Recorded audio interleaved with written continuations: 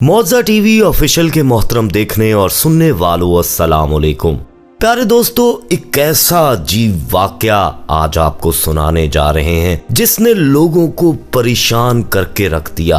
अकल वालों की अकलें दंग रह गईं और साहिबे सोच में पड़ गए कि आखिर ऐसा भी कैसे मुमकिन हो सकता है। मगर दोस्तों, अल्लाह ताला जब जैसा जो चाह लेता है फिर हर नामुमकिन भी मुमकिन हो जाता है। अपनी बेटी की शादी पर रुखसती के वक्त बेवा माँ ने बच्चे को जन्म दे दिया। प्यारे दोस्तों, ये बात सुनकर ही कानों को हाथ लग जाते हैं, मगर जब आप मुकम्मल वाकया देखेंगे और हकीकत जानेंगे तो वाकई आपके होश उड़ जाएंगे। क्योंकि ये औरत 2 साल से बेवा थी और नेक पाकबाज औरत थी और बेटी की रुखसती के वक्त बच्चे को जन्म भी दे दिया। ये वाकई हैरान कुन बात है जिसने डॉक्टर्स को भी परेशान करके रख दिया। मगर दोस्तों, ये सब जानने और देखने के लिए आपको हमारे साथ आज की वीडियो में आखिर तक जुड़े रहना होगा। और आगे बढ़ने से पहले कंफर्म जरूर कर लीजिएगा कि आपने हमारा चैनल मौजा टीवी ऑफिशियल सब्सक्राइब कर रखा है। नहीं किया तो फौरी सब्सक्राइब करते हुए बेल आइकन को क्लिक कर दीजिएगा ताकि हमारी आने वाली मजीद वीडियोस का नोटिफिकेशन बर वक्त आपको मौसूल होता रहे।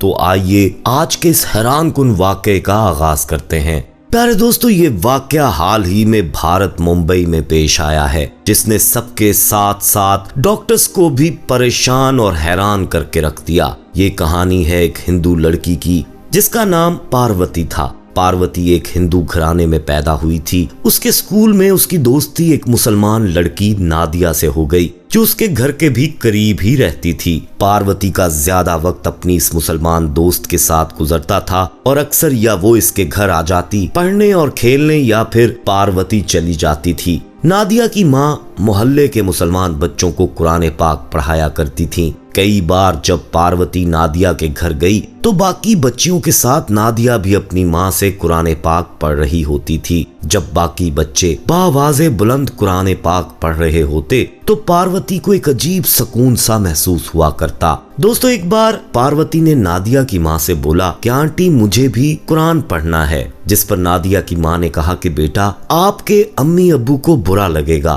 क्योंकि ये हमारे मजहब की किताब है। लेकिन दोस्तों, पार्वती का दिल करता कि वो भी कुरान पाक को पढ़े। उसका दिल खिंचता था जब वो बच्चों को कुरान पाक पढ़ता देखती थी। कुछ बड़ी हुई तो उसकी कैफियत ज्यादा उस तरफ खिंचने लगी। उसने नादिया की माँ से कहा कि वो पढ़ना चाहती है और ये बात वो कभी किसी से नहीं करेगी, जिस पर नादिया की माँ ने हामी भर ली और वो बकायदा कुरान पाक की तालीम लेने लगी। पहले उसने अरबी पढ़नी सीखी, फिर उसका मन किया कि वो तर्जुमा पढ़े कि आखिर इस किताब में ऐसा क्या है कि जो उसके अंदर उतरता है। दोस्तों, जैसे जैसे वो तर्जुमे के साथ समझकर कुरान पाक पढ़ती गई उसके मन के अंदर सब बसता गया।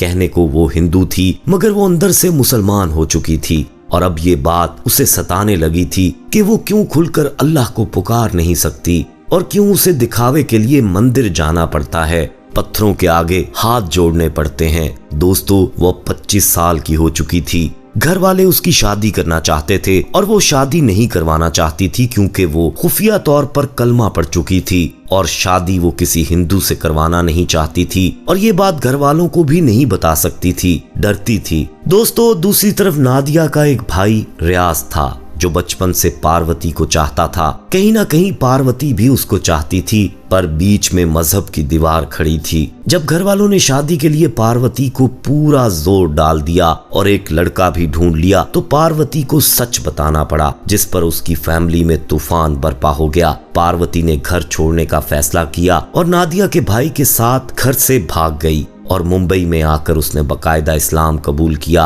अपना नाम शबनम रखा और नादिया के भाई रियाज से शादी करके अपना घर बसा लिया। 2 साल गुजर रहे थे। घर वालों ने तो उसे भुला दिया था। रियाज शबनम से प्यार करता था और उसकी केयर करता था और दीन इस्लाम के लिए उसकी मोहब्बत देखकर उसका दिली एहतराम करता था। दोस्तों, 2 साल के बाद अल्लाह ने उसे बेटी अता की। शबनम खुश थी, मुतमईन थी, अल्लाह ताला की इबादत में अपना ज्यादा वक्त बिताती थी। कुछ साल बाद उसके दिल में बेटे की तमन्ना ने जड़ पकड़ ली। उसने रो रो कर अल्लाह से बेटे के लिए दुआएं की, मगर दोबारा उसके यहाँ कोई औलाद ना हुई।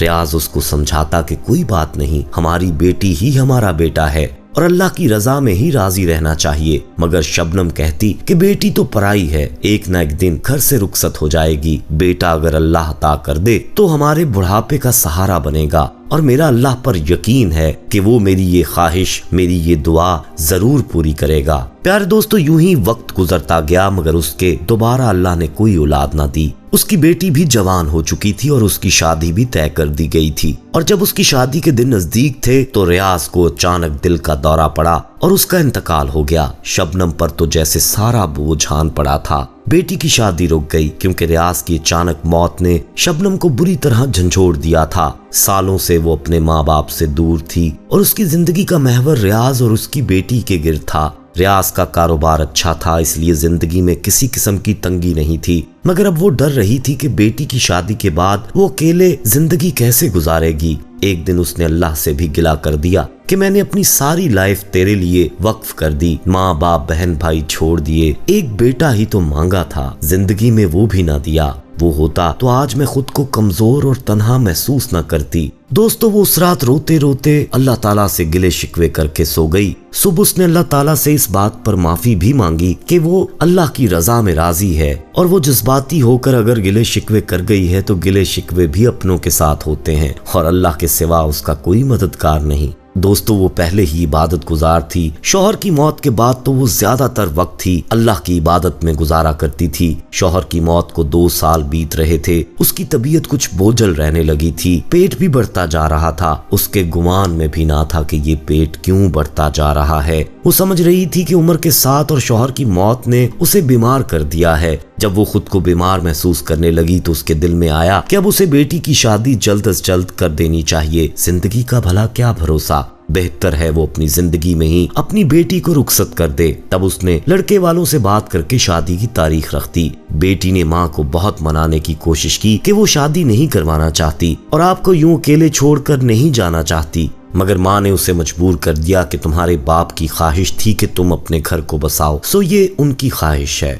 बेटी माँ बाप की मोहब्बत में मजबूर शादी के लिए तैयार हो गई। जब शादी का दिन करीब आया तो शबनम का पेट काफी फूल चुका था, मगर उसने इसको कुदरती गिना और तबीयत खराबी पर भी डॉक्टर्स को नहीं दिखाया था और ना ही बेटी को महसूस होने दिया था कि वो ठीक नहीं है। शादी का दिन आन पहुंचा, निकाह हुआ और रुखसती का वक्त भी आ गया। स्टेज पर शबनम जब बेटी के गले लगकर रो रही थी तो यकदम उसकी तबीयत बहुत ज्यादा खराब हो गई। उसके पेट में इस कदर शदीद दर्द उठा कि वो बेहोश हो गई। सब कुछ शादी भूलकर उसकी पड़ गई। फौरन उसे करीबी अस्पताल ले जाया गया, जहां डॉक्टर्स ने जो बताया उसने सबके कदमों तले से जमीन निकाल कर रख दी। दोस्तों, डॉक्टर्स ने बताया कि शबनम हामिला है और वक्त पूरा हो चुका हुआ है। बच्चे की कंडीशन और शबनम की उम्र के मद्देनजर फौरी ऑपरेट करना पड़ेगा। अब ये बात तो सबके लिए ही किसी बम से कम नहीं थी, क्योंकि शबनम कैसे मां बन सकती थी जबकि उसके शौहर को फौत हुए भी 2 साल से ज्यादा का अरसा बीत चुका था।